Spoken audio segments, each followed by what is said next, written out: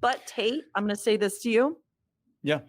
$14 trillion in this space, and almost half of that now in alternatives, people are figuring it out. And you see those numbers peak when the market has collapses. And people are like, enough. I need to take control.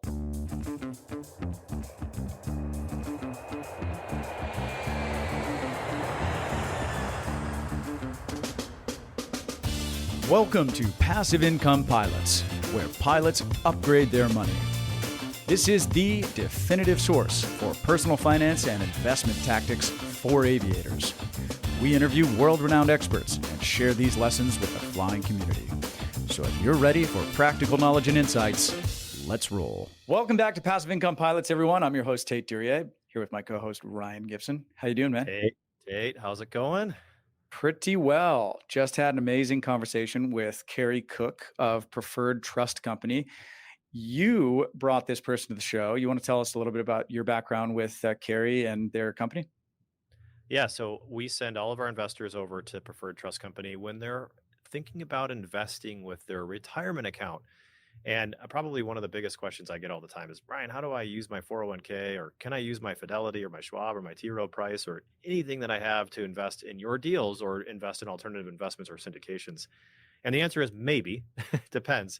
But in the show, we're going to dive into it. And Carrie is one of my favorite experts in the space that's going to just dive right into the step-by-step process on how to use retirement to invest in alternative investments. One of the, tax strategy, or one of the investment strategies of the very wealthy. So, yeah, and to me, it's a great way to access capital, right? Because real estate, typically the deals that we're doing are very tax advantaged if you're investing with cash. However, we have a lot of money that's sitting there in, old dusty 401k plans from previous airlines. Maybe if you haven't rolled one of those over yet, or sitting in an IRA account that's just invested in a mutual fund where you can unlock those funds in order to get them working harder for you in private placements. One of the things I want to go ahead. No, I was going to say, you made a light bulb go off. This is for the regional pilot going to the major. This is for the major airline pilot that may have retirement accounts sitting there. And this is for our military men and women as well. At the very end, we're going to touch on TSPs and their eligibility as well. Exactly. So when you're going from one job to another, it's a qualifying event that allows you to sort of unjail that money, because as you're working for, say, your major airline for that 20, 30 years, that money in your 401k is locked up. But as soon as you retire, that money can be rolled. One thing I wanted to mention is that we do not really get into the taxes here. So if you already are familiar with the self-directed IRA space, but you're looking for information on the tax benefits, drawbacks, UBIT, that sort of stuff, we're going to cover that in a different episode. This is a great episode if you want to get in, realize what you can do with your money and how to do it. So with that, let's get to the show. Well, Carrie Cook, welcome to the show. Really great to have you on the Passive Income Pilots podcast to talk about IRAs. Welcome. Thank you so much. I'm glad to be here with you guys. Yeah, so one of my favorite things about investing in real estate was that I got to actually use my retirement account to do it. And but there's some hoops you got to jump through, and there's some things that you have to do before you can do that. You can't just go on your Fidelity account and make a selection and start investing in alternative assets like real estate. Carrie, why don't you give us an overview of what Preferred Trust Company does to enable investors to do that? Sure. Well, you kind of alluded to it, right?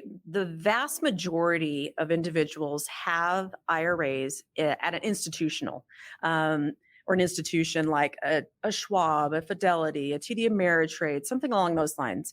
And I think most of us just assume because we have an IRA that we can invest in anything we want, with the exception of what the IRS says we cannot invest in, which really is only two things.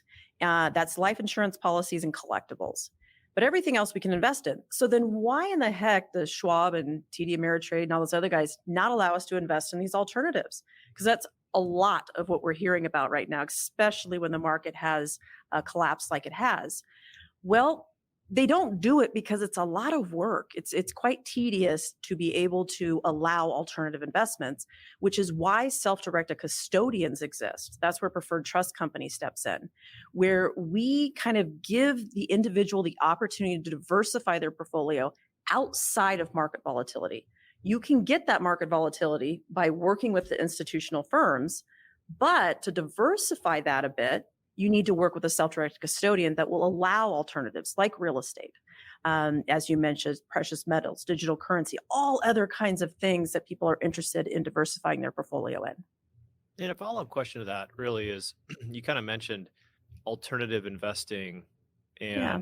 and in self-directed. Self-directed is probably one of the most spun marketing terms because I remember when I first, so I was at a regional. I had I think it was a Fidelity 401k. Hmm. I went to my mainline air carrier. So I had what's called a qualifying event, which I know you'll touch on here in a minute. Yeah. And I put my money with a Morgan Stanley financial advisor. And I heard about the self-directed IRA stuff. And I went and I called them up and I said, hey, I just learned about investing in real estate syndications. And I know that we have an account set up with you now. Is this self-directed? And he said, yeah, it's self-directed. You can invest in whatever you want. Hmm. But it wasn't because I couldn't invest in syndications like real estate. So Hmm. uh, can you talk about can you kind of highlight that, shine more light on that self-directed phrase? Because I feel like that's thrown around so much and it's just kind of a limiting definition. It is. And I think we both like to use it. I think the traditional institutions and the self-directed custodians like to use the word self-directed. The reason why we do is we're competing for the same dollars. Let's just be honest and just get rid of all the bull here. We're doing it because from the institutional side, we're saying you can self-direct, right? You can put it into stocks, bonds, mutual funds. You have all these options over here. You just have to pick from our suite of products, right? That's self-directing to them. To us, to the self-directed custodian, it's putting the control in the investor's hands. They are choosing what they want to invest in without the custodian dictating that to them. It's not a suite of products that we're offering. It's a suite of products that other investment sponsors, true alternative options for them. They choose it. We then make sure that their IRA stays qualified, and we, at their direction, invest in those alternatives. So, So I two very different platforms, both using the word self-directed. It's kind of like buying a car from a generic car manufacturer, and they're going to basically put all the options on it for you and say, you can pick whatever color you want in this car. Mm-hmm. But you're like a car with with no options pre-selected, right? You're just Yes. providing the vehicle, and then you can really invest in whatever is deemed acceptable by the IRS and not governed by a Fidelity or a Schwab. So really, really important clarification there because I think a lot of pilots will call in and they'll say, "Hey, I got this. I can use my Fidelity account because I was told it was self-directed." But then we Mm-hmm. find out that really it's not self-directed. It's just self-directed in those limited options. So really important clarification. So as a custodian, Mm-hmm. then or providing those options, how do you guys make money? I mean, how do you make money versus how the other other institutional shops make money? Can we kind of dive into that, like why there's differences in what fees you can charge? Oh yeah, I love talking about fees. No, none of us want to pay fees. So the beauty of an IRA at an institution is they advertise it as free. Okay, I think we've all figured out that nothing in life is free. So the Right. way that they make money is they make money by investing your dollars that you maybe have chosen and taking a fee on that investment. Remember, they're their products. So their products have fees associated with them, usually percentages based on what you invest and sometimes based on the income generated. And with that, that's how they get paid. Therefore, they could charge you a free IRA. From a self-directed custodian, we do not make money off the investments because we don't provide investments. And because we don't provide investments, the only thing that we can make money on is our services that we provide. So that's how we make money, is charging you a fee for our service. An example of that would be to administer your self-directed IRA. We will charge you an annual fee that you will pay for us to administer it. What that means and what those fees include is, one, making sure your IRA stays qualified and compliant, first and foremost. Two, all tax reporting is done by the custodian in relation to your IRA. Contributions, distributions, the processing of investment fees, those sorts of transactions are all fees associated. Every custodian charges fees differently. Some are all encompassing, and some are onesie twosie, charging you for each and every single transaction that you're requesting. Yeah, so Carrie, I'd like to ask real quick, just to give our listeners just a big context of the entire landscape of the self-directed industry. Let's back up to what an IRA is. It's an individual retirement account. What are the benefits of having one? How do most people end up with one? And what are some of the benefits of switching over from a institution, like we were saying, to a self-directed custodian itself? Well, first of all, it's interesting. I have always described an IRA as one of the greatest gifts the government's ever given us. And I don't want to say the only, but a truly wonderful gift, because rarely does anybody get to say the word tax-free income. Right. And so an IRA allows individuals to invest in their retirement. Now, given the fact that they can only do a certain amount each year, the income generated off of that investment could be tax-free to you if you set it up in a Roth IRA. There's very few vehicles in this country that allow you tax-free income. I know there's some insurance products that do, but a set up government issued account with tax-free income. I mean, our government is run off of taxes. So the fact that they're allowing this, I believe, is one of the greatest gifts that the government has ever provided to U.S. citizens. Right. So what are some of the different types of accounts? Like what are some of the different types of tax advantaged accounts that we might see under this sort of umbrella of tax advantaged accounts? Yeah, there's really 4 IRA account types. And don't be fooled if you see something out there, somebody tries to get fancy and say that there's, some pilot IRA account. There isn't. There's 4 types of IRAs. There's a traditional IRA, a Roth IRA, a SEP IRA, and a simple IRA.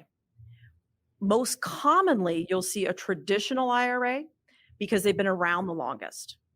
Second to that would be a Roth IRA because of the tax-free income that you receive by establishing it under a Roth IRA. Now, the SEPs and the simples are used typically for small businesses. So I don't know if we really want to get into that specific aspect, but I think the traditional and the Roth is really important to understand, because all 401k plans offer both traditional and Roth options. Some have both, some have one or the other. So when we're converting those funds over to or rolling them over, over to an IRA, it's usually coming in one of those forms. Now, your traditional IRA, you're not paying taxes when it goes in. In a Roth IRA, you're paying the taxes when it goes in, your contribution. Contribution levels are lower than what you would typically see in a 401k plan or a SEP or a simple, but they're ratcheting up, but slowly ratcheting up. Right. So to clarify what we mean, and I think most people have their head wrapped around this, but for anyone that doesn't, when we say a traditional is tax-free, it means if you made $300,000 this year and you put, let's say, $5,000 for easy math into a traditional IRA, you'd be able to take your taxable income from $300 down to $295. Is that correct? Vice versa, if you put it into a Roth, you're going to have to pay taxes on that full $300,000 worth of income, but that $5,000 goes into the Roth account. It can grow forever, and you're never going to pay capital gains tax on the gains. I think that's a fair way to break it down, right? To make it simple. It is. So because of the extraordinarily low contribution limits, I feel like IRAs kind of sometimes get swept aside as sort of an unsexy vehicle because it just takes so long for money to accumulate in there. Ryan, I'm sure you've seen this, right? Which is why the rollover is so powerful. So do you want to touch on that? And where are some, you mentioned qualifying event, right? So Carrie, what are the contribution limits today for IRAs? So your traditional and your Roth IRA are at $6,500 a year. Right. If you're over the age of 50, it's an additional $1,000. So there is a little bit of, advantage to being a little bit older. Thank you very much. I'll take my advantages. So yeah, those are smaller limits. Right now, there is a window of opportunity, though, that you can still make your contribution for 2022 up until, April 18th this year. And you could also make your contribution for 2023. Excellent. So if you need a little bit of a tax boost for 2022, you could always Get make it in that there. last minute contribution for your 2022. Yeah, we have a lot of people doing it. Excellent. Well, I know if you want to invest in one of Ryan or my deals, our minimums are usually 50,000. So it takes a long time to get an IRA up to that amount, right? So Good. do you, Ryan, do you want to? Yeah, that's I know you've got some questions on some rollovers, right? Yeah, that's a good point too. It takes a long time at $6,500 a year to contribute up to the $50,000 minimum you'd expect to see on syndications.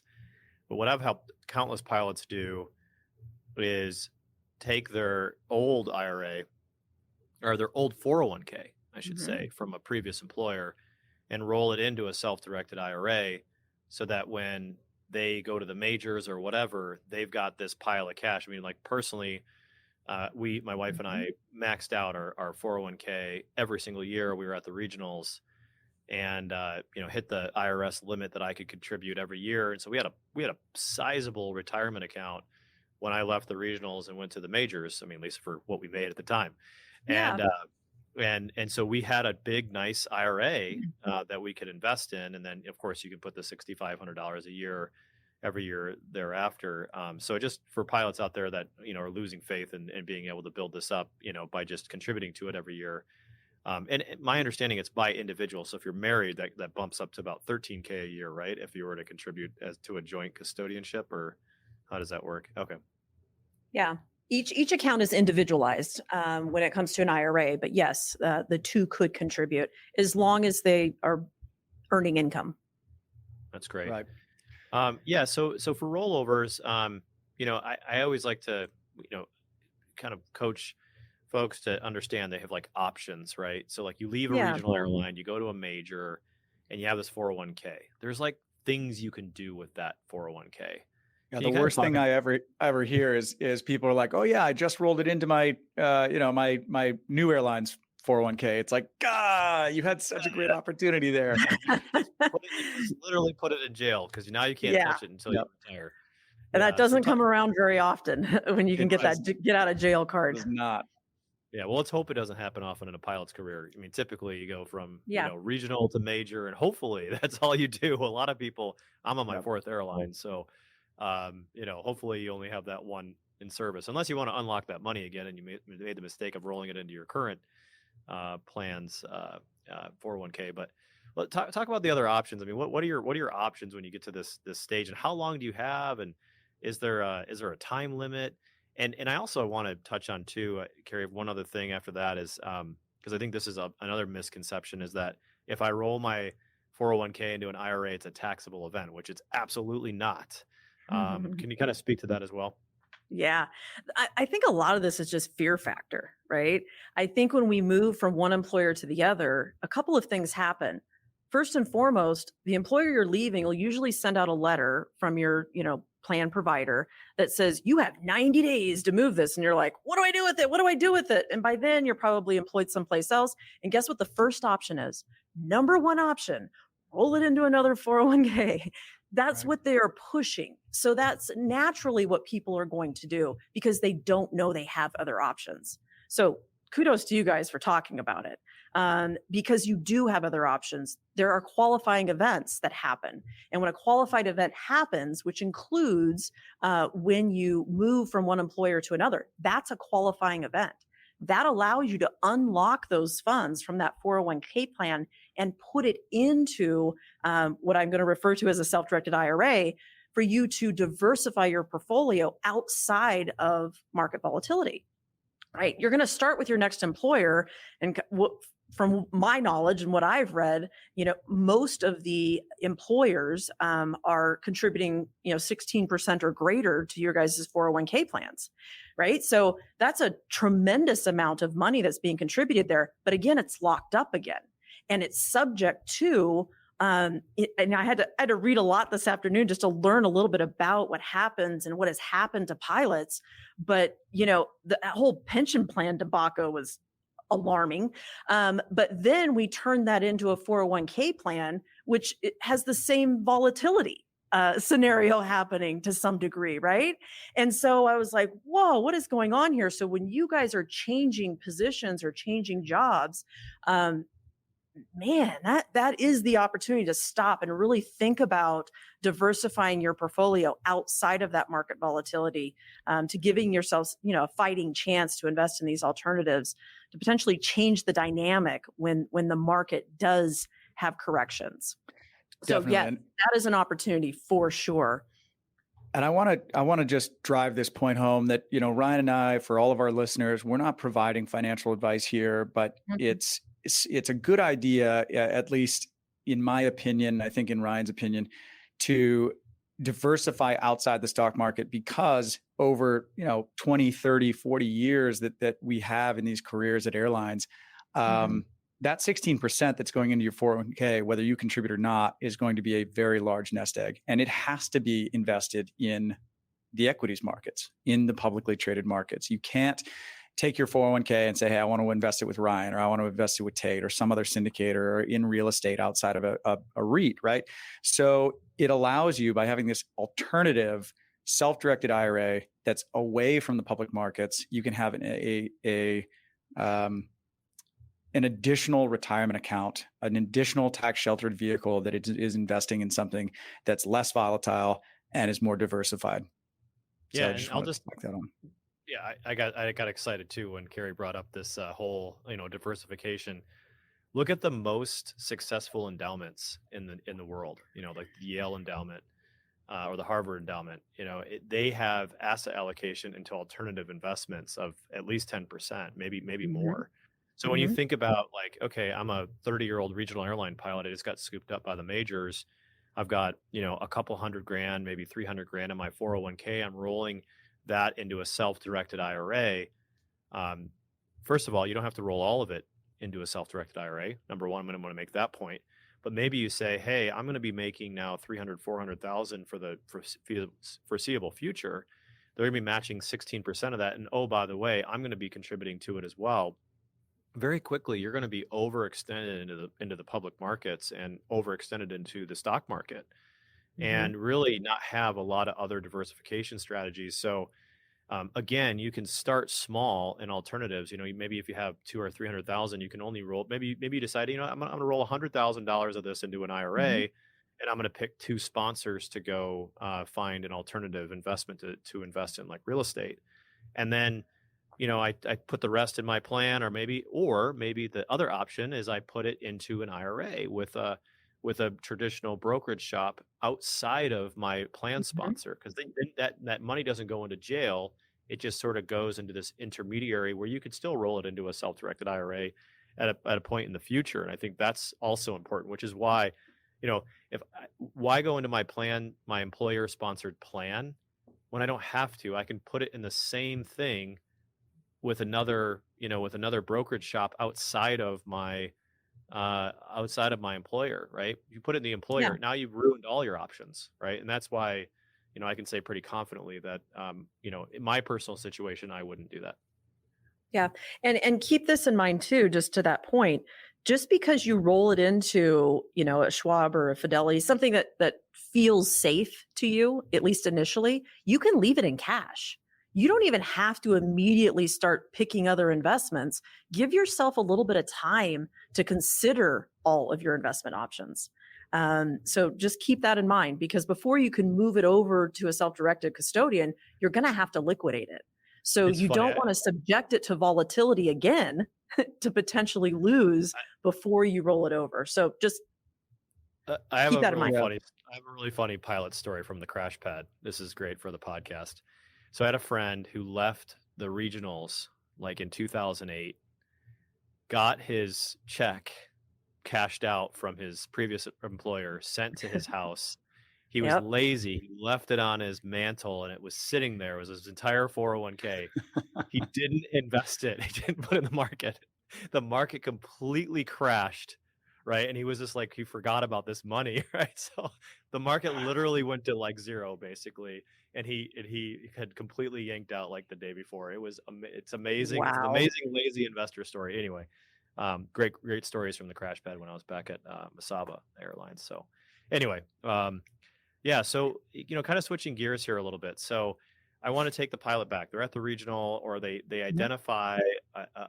You mentioned the 90 days and the 90 days that you have to do something with this.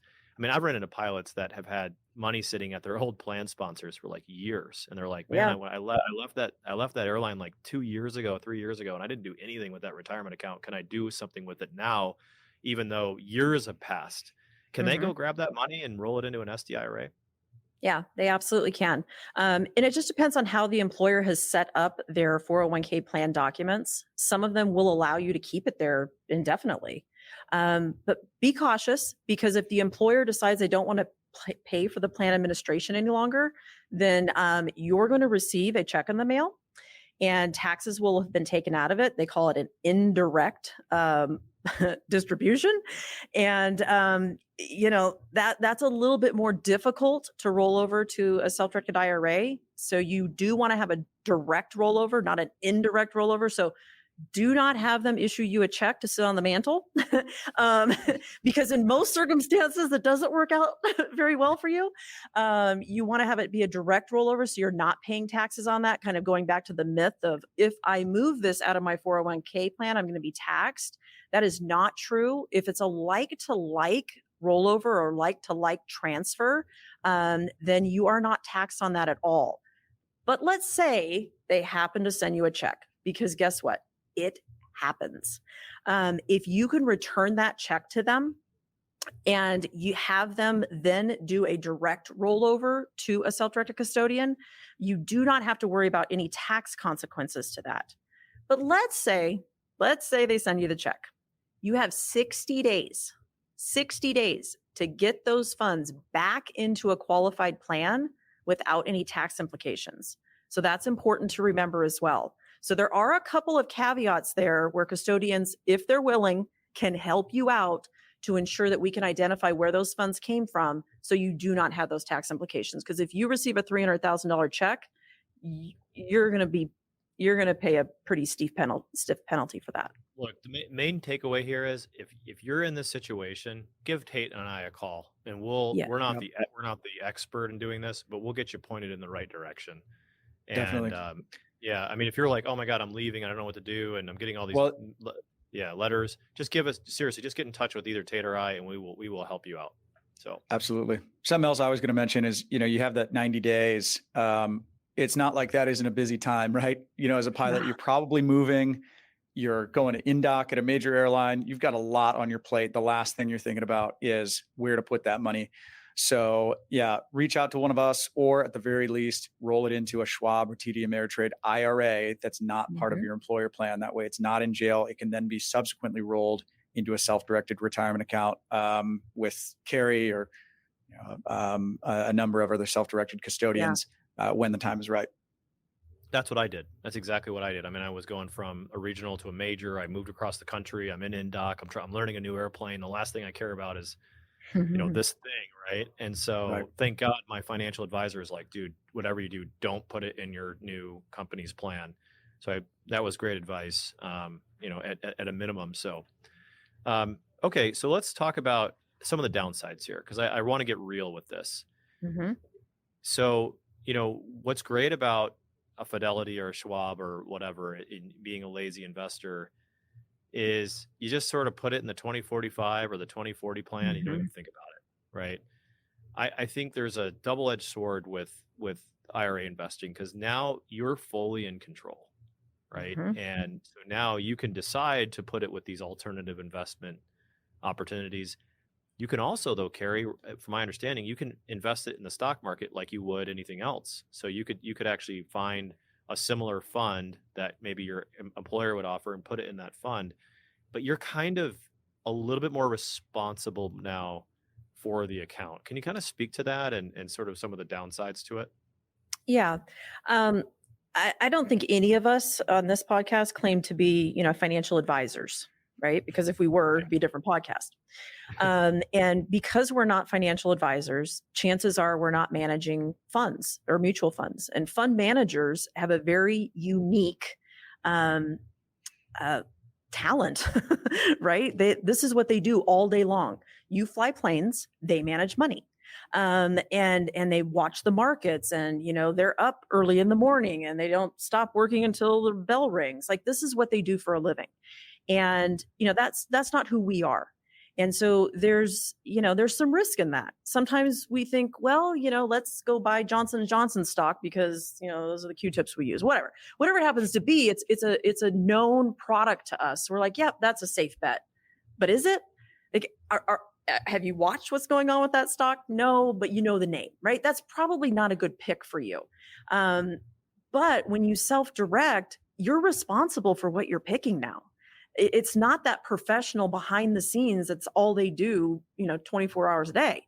Now you are actually having to take some responsibility. So whether it's that stock, whether it's investing in an alternative, whether it's, digital currency, because everybody's talking about it and you think you should get in, be careful. The due diligence behind that is so, so gravely important. Knowing whom you're investing in, what the asset is, you know, who's behind these fund managers, those sorts of things. It's super, super important. And it creates a tremendous amount of risk that I appreciate you bringing that up because a lot of times we don't hear about that, right? So, be careful. We, as well as custodians, are also doing some vetting for whom you're investing with. And the reason why we do that is because, sometimes we receive fund documents and we're like, oh, okay, well, let's check it out and see if they filed with the SEC. And we look them up and they haven't. And we're like, ooh, Wow. okay. So, we will mention that to our clients to say, you may want to go back and ask this question because when we were kind of checking our due diligence boxes, we didn't see this. And a lot of times we're able to protect investors from investing in something that could have been pretty detrimental to the potential loss of their capital. So, know who you're investing with because it's not my job as the custodian to say no to you. I do take some responsibility in just quickly vetting the companies, making sure they're in good standing, making sure they have proper filings. But ultimately, it's up to you. Yeah, and that's a really good point, Carrie, because I also, I appreciate you do that because a lot of custodians don't do that. It's true. But Hmm. but I also want to highlight like you're not their fiduciary either, right? No. So, even if they do file with the SEC, even if they do have the correct information, you're on your own. And Yeah. so, as much as I love the freedom of what an SDIRA does, it's enabled me to invest in really great projects. And I've Hmm. been able to find great operators and I've been able to find, the Tates and the Spartans and the other operators I invest with of the world and make great income. Hmm. But again, there's downsides to it as well. And I'll admit that I've invested with some bad operators too. And I made those mistakes early on in my investing career. When I got my IRA all set up, I was all hot to trot, and I think that anybody who walked in the room next was going to get 50K of my IRA money, and unfortunately, that ended up being a bad actor. That's a different episode, a different podcast. But it's really important that yes, it gives us the freedom. Yes, it gives us the diversification of our portfolio. and it opens up a new avenue. But you got to hang with the right people, and you got to find the right operators, and you got to surround your network. And that's the reason why we put this podcast together, to Yeah. bring together, and not just stuff that me and Tate are doing, but the whole community, to help vet and educate and get experience before people go running off and jump into something that they're not really realizing what they're doing, but also shine a flashlight on the opportunities that are out there as well. So thanks for sharing that. Absolutely. Yeah. So talk to annual reporting, or what like the year is like. You set this IRA up, Mhm. and what What's happens? what's the Yeah. experience? Yeah, I mean, before we even get into annual reporting, let's jump into what's the experience like of setting one up. So if someone reaches out to you, which we encourage them to do, what does the process look like, and what are the fees like? Yeah. And another question that I'm going to tack on for Mhm. it is, what's the minimum amount that makes sense to roll over? Because there are fees associated with it, and so until your account value gets up to a certain point, it might not make sense to float those fees, right? Yes. So let's talk about ease. First and foremost, let's say we have a qualifying event. We have a 401k plan that you now want to do a direct rollover into a traditional or Roth IRA. Now, keep in mind that your 401k plan may have both options. A lot of 401k plans now have both options. So you may be rolling over into opening up two accounts, one traditional account, one Roth account. So keep in mind, when your employer is making contributions to your 401k plan, they're going in as a traditional, in theory, think of it this way, a traditional IRA, right? Right. Always. If you're making contributions, you may be making contributions into a Roth 401k plan. So you may need to open two accounts, but we can evaluate that with you. What we typically like to see is send us a statement, help us out here. Let's make sure that we are requesting the right items from your 401k provider. A lot of times that rollover can be done over the phone, which is a quick, easy, simple process. Typically with 401k plans, they are done over the phone. If it's coming from an institutional firm, we do that through a transfer or conversion form. We, as the receiving custodian, will help you fill that out so we can make sure what you are transferring over is like to like. So if it's a traditional IRA going into a traditional IRA, we'll help you complete that. Then we'll fill out an application and make sure that we have all of your personal information so that we can do our due diligence. We do operate as a bank. So we report to the Financial Institutions Division. So all of the Bank Securities Act, anti-money laundering, all of that will have to be followed. So we'll have to do our due diligence on you. Once we get that account open, which again, if you fill out the paperwork online, takes about 5 to 10 minutes, we'll do our part. We'll wait for the funds to come in. Once those funds come in, we'll notify you that the funds are available. And then you select the investment and work with the investment sponsor to figure out what you need to do to invest with them. Now, when you are investing with an investment sponsor, in some circumstances, the custodian will need to execute the documents on behalf of your IRA, because the custodian is the one responsible for making sure that your IRA stays compliant. So those funds are no longer, I don't want to say they're not your funds, but they're being controlled by the custodian. So we want to make sure that we are working with you as you are investing in these different investment types to make sure that all the paperwork is being completed properly. So it's vested in your IRA, therefore not creating any tax consequences to you. So that it's pretty quick. I would say from beginning to end, depending upon where the funds are coming from, within about a 2-week period, safely on average, funds are available for you to start investing. Sometimes quicker. Sometimes it's 48 hours and we have funds and we're ready to go. Sometimes you do work with some organizations that are really slow to move the funds out. And I'm going to give you a little tidbit here.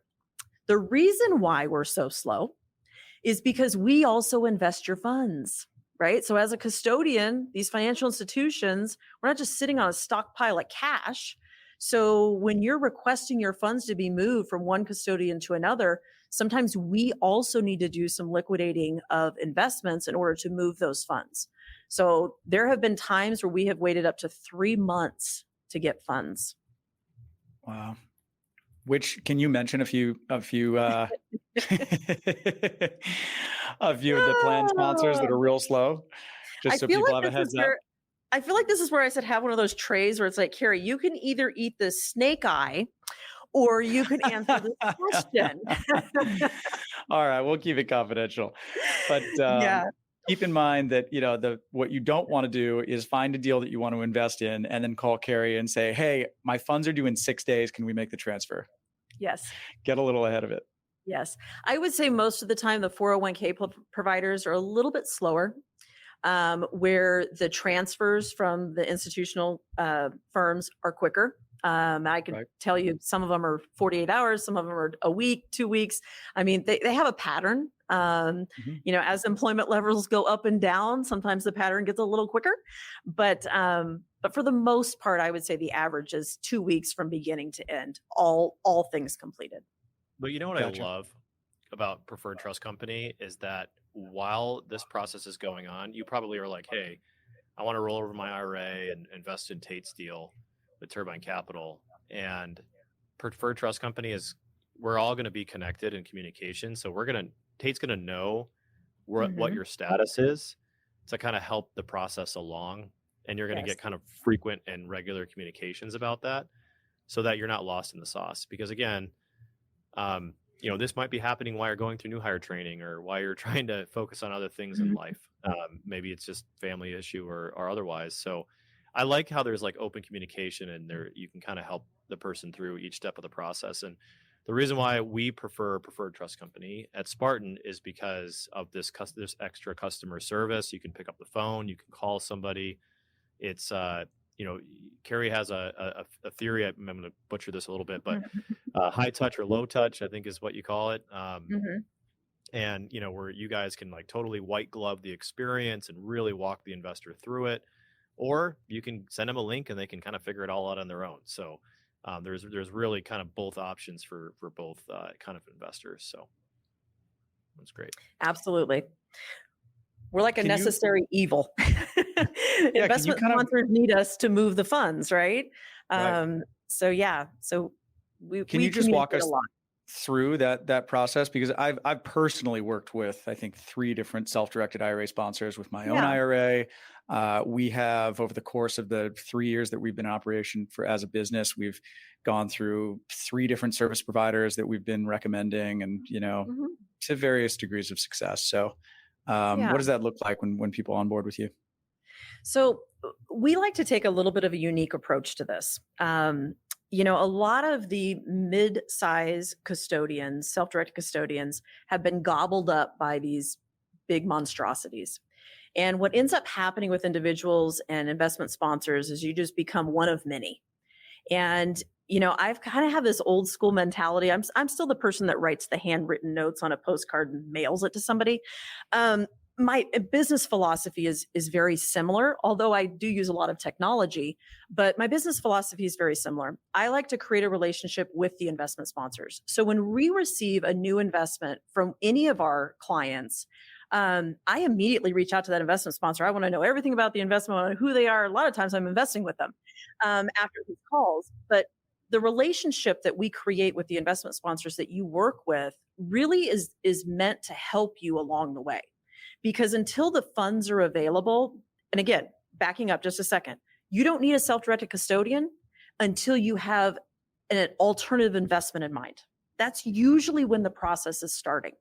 And so once that investment has been identified, you now have this desire to utilize these tax deferred or tax free options, right? Otherwise, you're investing with cash.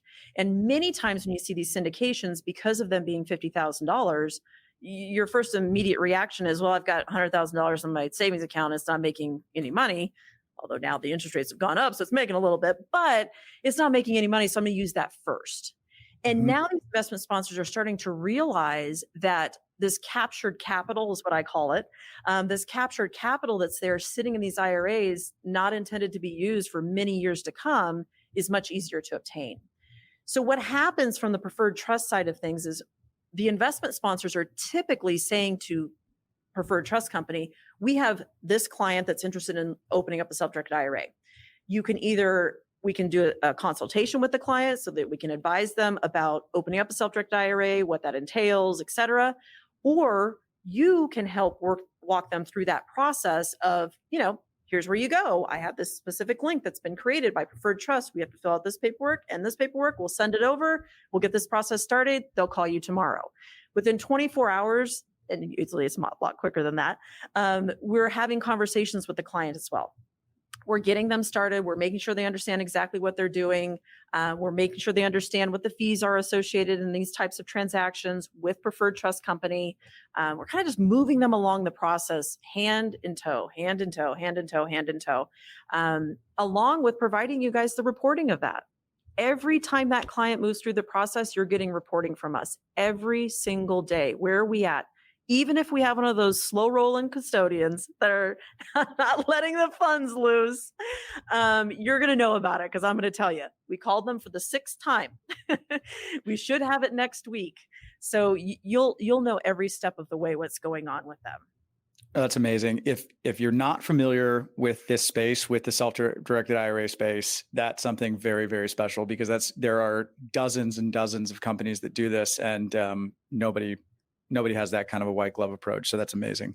Yeah, I actually feel like sometimes they're like emailing me so much that I'm like, my investors just aren't moving fast enough through the process. Like on their end, I'm like, oh man, I feel like I need to, like, I feel bad, So yeah, the communication is really good. Okay, I've got a really interesting question for you that I think will resonate with a lot of the audience. Why haven't I heard it? Well, of course, we've heard of this because we're in the space, right? But for the person that's going, why haven't I heard of this? First of all, why haven't I heard that I can invest in real estate in a retirement account? Like I've never heard that was the case. And why haven't I heard of Preferred Trust Company or NewView or UDirect or any of these custodians? Like, why is this such a secret? Well, it's not a secret. We're trying to communicate as much as we possibly can and educate as much as we possibly can. But given the fact that I don't even know what it is nowadays, 10,000 funds are set up a day or some ridiculous amount. I say ridiculous. I guess I shouldn't say that, but a lot of them are set up. Imagine a self-directed custodian trying to communicate to those 10,000 every single day that, hey, do you know that you could educate your clients about investing, without cash and having this tax-deferred, tax-free option? I think most syndications think that it's burdensome.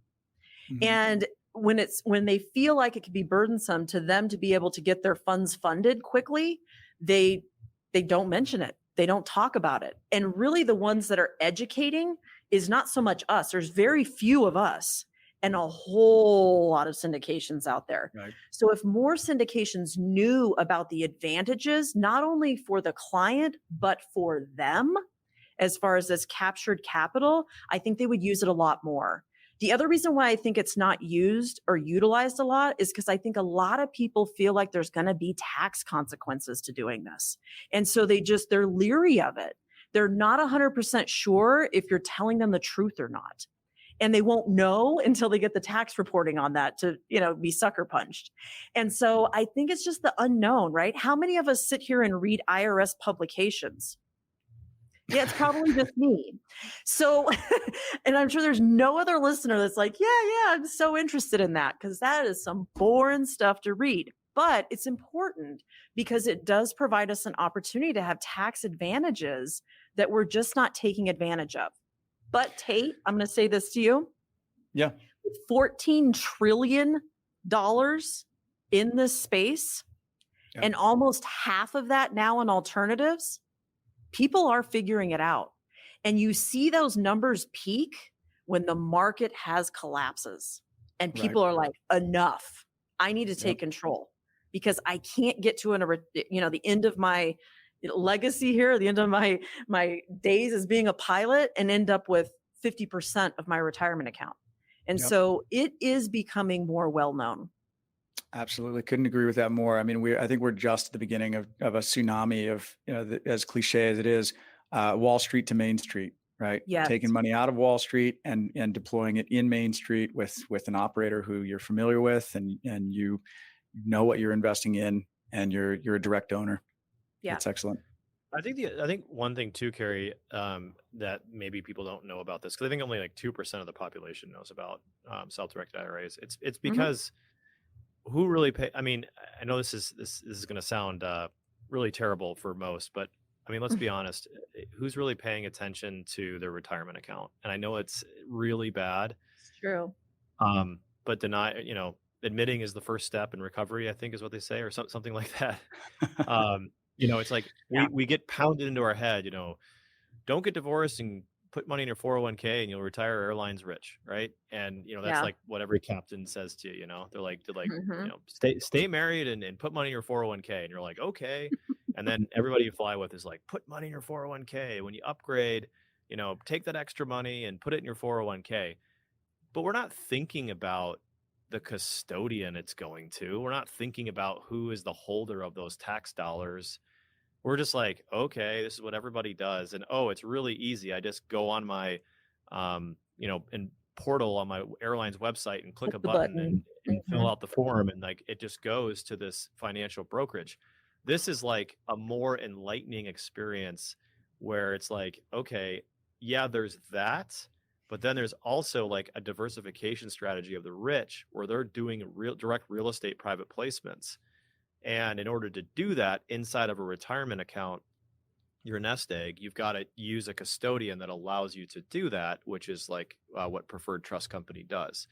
So Mhm. I think that's why, like, when I heard about this, I was like, oh wow. And I went down the rabbit hole. I called everybody. I called Preferred, Quest, New View. There's so many different custodian providers that do this, and everybody does it a little bit differently. Mhm. Like, Mhm. you'll find at the end of the day, like, a lot of wire fees or a lot of transaction fees, this or that. I love your fee model. Can you kind of talk to it a little bit? And I know that might change over time, but maybe kind of speak high level to how you sort of fee, because I think it's one of the most attractive ones in the space. Yeah. Well, first of all, it hasn't changed in 10 years. Let's just start there. Wow. And Okay. even though all this inflation's happening and all this other stuff happening, the reality of what happens within the self-directed space is you you can pretty much dictate what a certain group of individuals are going to do, and the trends, they really haven't changed very much over the years. And typically, what you would see in a fee schedule is the more money you have invested, the less fees you pay. Well, in a self-directed model, the more money you have invested, the more transactions are happening inside of your self-directed IRA. So our fee schedule actually goes the opposite direction. For the least amount of money that you have invested, you're going to pay $300 a year. For the most amount of money that you have invested, you're going to pay $1,000, and it just kind of ratchets up. But we have this all-encompassing fee schedule idea that nothing takes more employee time than a client calling and saying, "Why'd you charge me $8 for that check? Why'd you charge me $10 for that wire? Why'd you charge me $6 for the?" It's constant, right? So why not make it a trending dollar amount? When you have clients that have $50,000 invested in their IRA, chances are they're going to have 3 transactions a year. 3, right? 3 transactions a year. So for me to do those 3 transactions and file their tax reporting and everything else, I have been able to determine for 10 years. Think about this for a second. That is $300, right? The next group up, they're going to have 5 transactions a year. This is not rocket science, people. And so instead of doing the 30 here and the 10 there and the 6 here and that whatever, if you take the average, it's fair for both parties. We both win. And so that's what we've done with our fee schedule. When it comes to an actual investment, when you're investing, let's say you're investing in a syndication, the first time you invest in that syndication, I want you to know that I'm going to charge you a fee for that. The reason I'm going to do that is because I hate to say this to you, but I'm going to do a little due diligence myself, because as the custodian, although we're not a fiduciary, we do have some liability in putting our name in front of your vested IRA. So when it says Preferred Trust Company for the benefit of Carrie Cook Roth IRA, if Carrie Cook invests in a rental property and somebody goes onto that rental property to perform a task and steps on a nail, they're going to sue Preferred Trust Company, FBO, Carrie Cook. Notice it starts with Preferred Trust Company. So there's liabilities in being a self-directed custodian and things that we have to do to make sure that that rental property is compliant. Taxes, insurance being paid. Oh, those 12 transactions that are happening every year, hopefully, because you're getting rental income. Oh, all the expenses that are going outside of that as well. So each type of investment does have a different transaction fee associated with it. Very few of them are annual on top of what you're paying for just your traditional ins and outs of your contributions, distributions, taxes, phone calls to us, special attention that you need, audits on your account, tax reporting that you forgot to print from 4 years ago. All of that is in your one fee that you're paying each year. But as soon as you invest in something, whatever that something is, there will be a fee for that. But a lot of these syndications, the beauty of having relationships, like real relationships with syndications, is sometimes you're investing multiple times with them. So once we get to know the syndication, their paperwork, et cetera, we drop our fees significantly for your subsequent investments that you're making with them. So that's just how I operate. I think that's good business to get to know these relationships so that you can reduce the fees to the clients. So that's what you'll see with us. It's really basic. There's no hidden behind the scenes gotcha fee or any of that. It's not necessary. Yeah, what I love is some custodians will like charge you $300 per year per deal you do. And man, Right. you do like 10, 12, 15 deals. That's a lot of money. So this is just like one, like, yeah, there's an initial fee to, help you with your paperwork and all that when you go Yep. in. But once you're And then we're in, done. you're done. And it's just that same Mhm. flat AUM fee for how much money you have with PTC. So, Correct. And there's a lot well, of Carrie, annoyances too in the the wire in fee, the wire out fee. It's just endless. So yeah, it's It's chipping endless. away at Excellent. your returns at the end of the day. Yeah. Yep. Um, But you have to do yes. that when departments don't work together well, right? Because each department has their own set of fees. Right. Here, we work together as a team. So, when we charge a fee, every department knows about it, right? Because, who was involved in it, it's not segregated. It's very much a team environment. Well, Carrie, let's kind of wrap this up. How can we learn more? Where can our investors go to learn more about IRA investing? And how can they get in touch with you or maybe one of your team members that could help them Sure. through the sign up process if they wanted to convert self-directed IRA? Yeah. So first and foremost, obviously, our website is packed full of education. So educate yourself. So preferredtrustcompany.com. Go onto our blogs, check it out. I mean, I write myself. So the stuff that you see on there, and a lot of our employees write. So it's not just me. I mean, we're all writing about different topics to make sure that we're educating. We also have a podcast as well. So we do podcasts just to educate about self-directed IRAs, which is a great way to just, when you have 30 minutes, listen, see what's going on in this environment, some of the risks that you should be considering, learn about other things that we're not talking about today. You can call us if you want to, just give us a shout and just chat. We don't charge you. Pick up the phone, ask, send in your 401k plan. Let us look at it. Who knows? You may have one that allows 10% to while you're employed to be diversified. We've seen more and more of those. So, pick up the phone and call us. You can call us at 888-990-7892. The best way, if you just want to do email communication, you're one of those people who's like, yeah, I was on your website. I don't really talk to anybody. We've got those out there. Just send us an email at info@ptcemail.com. And somebody will respond right back to you. We do have a motto around here about emails and phone calls. Every email, every phone call is responded to same day. So if you happen to have to leave a message, please let us know. I'll be honest, about 4:50, we probably stop. 5 o'clock's our deadline. But you'd be surprised. I see them still plugging away at 4:58, just getting that last response in to make sure we have, nice fresh slate the next day. So shoot us an email, ask us any question that you want, and we will What- answer it. Us pilots are on the road a lot. Are we allowed to stop by and set up an account that way, or is it only online? Sure. Okay. You've been to our office before. I have. Remember Where are you It's in located? Vegas. It's in we Vegas. talked about the fakeness here. So yeah, we're in Las Vegas. There we go. Yeah, we're in Las Vegas. So if you are ever here, and ironically, if I pulled the shades behind me, we're right across the street from the airport. Yeah. And so Yeah, we that's what- watch that was planes land perfect. all day long. We love it. Like a $2 Uber ride or whatever it is, right? yeah. So it's perfect. So if you're thinking about it or want to learn more too, their Drop team is in.